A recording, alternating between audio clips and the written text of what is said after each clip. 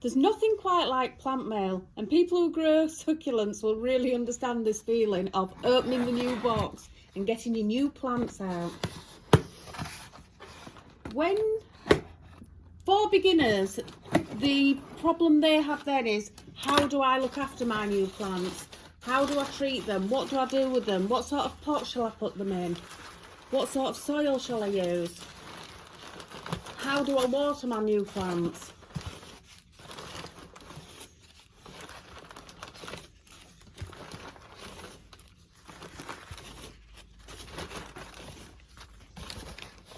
The first thing we need to do is to get our plants out of the packet.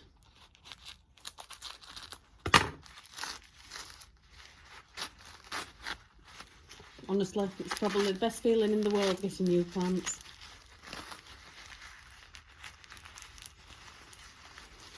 Oh, look at them. The first thing you really need to do is to make sure every time you unpack one to write a label.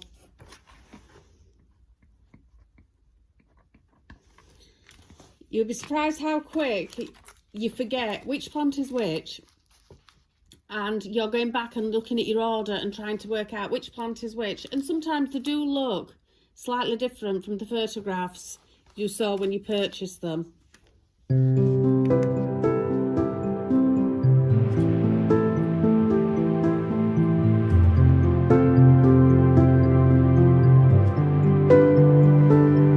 So the next thing we need to do is to get our plants into soil, our bare rooted plants into soil. I like a nice gritty compost mix of 50% horticultural grit, 50% good quality compost. That gives me a nice gritty mix that the plants will be really happy in.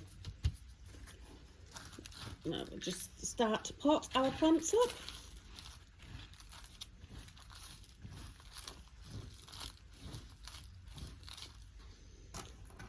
And don't forget your label.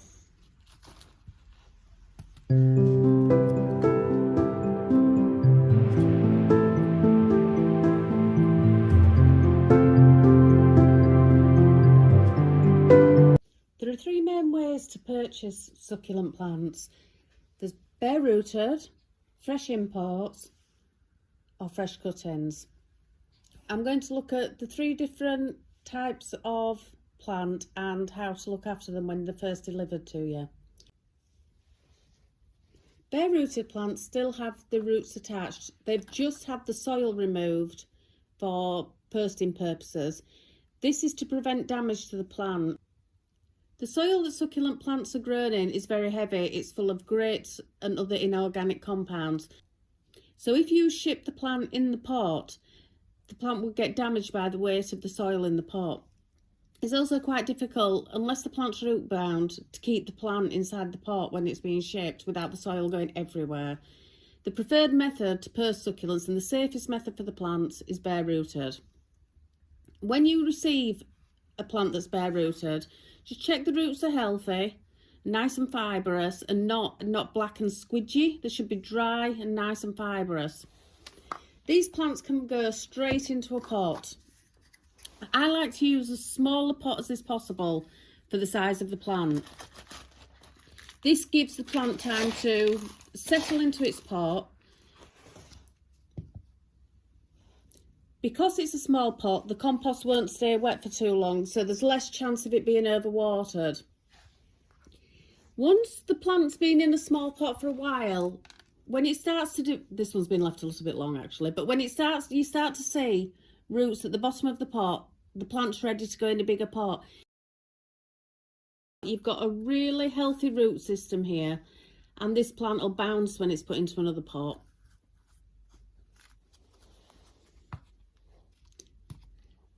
Occasionally, when you buy plants bare rooted, after the soil's been knocked off and they're left to dry before postage, you can see they can get a little bit wrinkly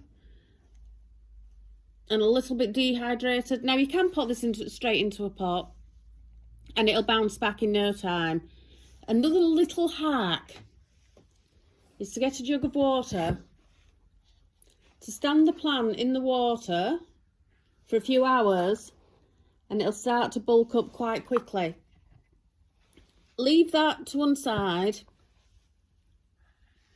Leave the plant to one side, and in a couple of hours take it out of the water.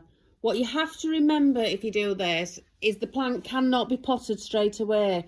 When it comes out of the water, it needs to sit upright in a pot until it's completely dry, and that can take a couple of days. The next type of plant you might get through the purse is a plant that's had its roots stripped for import. These are freshly imported plants. They have no root system, so there's absolutely no point in putting this plant straight into soil. Just pop it into a pot, make sure it's popped into a pot and stood upright, and that way it won't twist for light. When the plant develops roots, this one's now ready for potting, it's got nice pink roots, it can then be potted on and it'll grow quite nicely. If you pot fresh import straight on, you'll be constantly checking to see whether it's got roots. Has it got roots? By doing this, every time you move, touch, twist, wiggle that plant, you're damaging the new roots that are forming. So it's much better to wait till the roots are formed and then pot it on. And that's the same with fresh cuttings.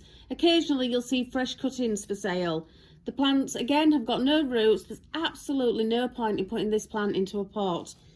Again, stick it in plant pot, pop it upright, and that'll make sure it's not twisting for light as it sits to one side to develop roots. Here's one I did earlier. Once it's developed new roots, then it's safe to pop into a new pot. The next question is when to water and how much water should I give the plants? After potting into new pots, plants should be left for at least a week so that the roots can heal. You take your plant and the first couple of waters, so around a week afterwards, just give them a small amount, just enough that it dampens the compost, but not enough that the compost is going to be saturated. It should run straight out of the bottom if you've got a good free draining mix. That should be enough that if the plant has started to form roots, it'll absorb that water very quickly. If it hasn't started to form roots, then the soil won't be wet for days and days. It'll dry out very, very quickly.